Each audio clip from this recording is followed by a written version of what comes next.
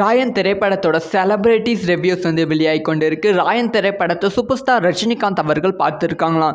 இதை பற்றி டீட்டெயிலாக தான் பேச போகிறோம். ஸோ கண்டிப்பாக வந்து உங்களுக்குள்ள எல்லாத்துக்குள்ளேயுமே இந்த ஒரு கேள்வி இருக்கும். அதாவது வந்து ரஜினிகாந்துக்கும் தனுஷ்க்கும் வந்து ஒரு மனக்கசப்பு இருக்கே.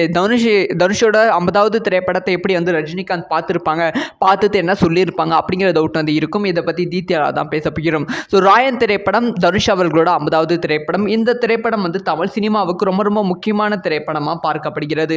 முக்கியமாக வந்து தமிழ் சினிமா ரசிகர்கள் வந்து இப்போ ராயன் திரைப்படத்துக்கு கம்ப்ளீட்டான பாசிட்டிவான விமர்சனங்கள் கொடுத்து கொண்டு வருகிறார்கள்.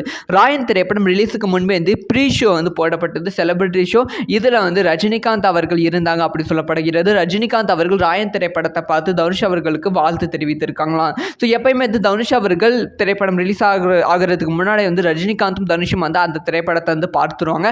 ஆனால் இப்போ அந்த மாதிரி இல்லாமல் வெறும் வந்து ரஜினிகாந்த் மட்டும்தான் வந்து இந்த திரைப்படத்தை பார்த்துருக்காங்களாம். ஸோ ரஜினிகாந்த் அவர்கள் ராயன் திரைப்படத்தை பார்த்து உண்மையாலுமே சூப்பராக இருக்கு, மிகப்பெரிய வெற்றி அடைய போகிறது தமிழ் சினிமாவுக்கு அப்படிங்கிற ஒரு விஷயத்த சொல்லியிருக்காங்க.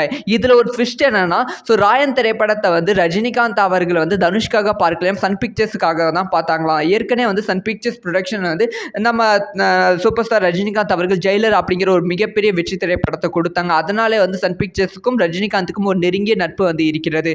அதனால வந்து சன் பிக்சர்ஸ்க்காக வந்து ராயன் திரைப்படத்தை வந்து சூப்பர் ஸ்டார் ரஜினிகாந்த் பார்த்தாங்க அப்படிங்கிற செய்தி வந்து வெளியாகி இருக்கு. பார்த்துட்டு சன் பிக்சர்ஸ் வந்து பாராட்டியும் தள்ளியிருக்காங்களாம்.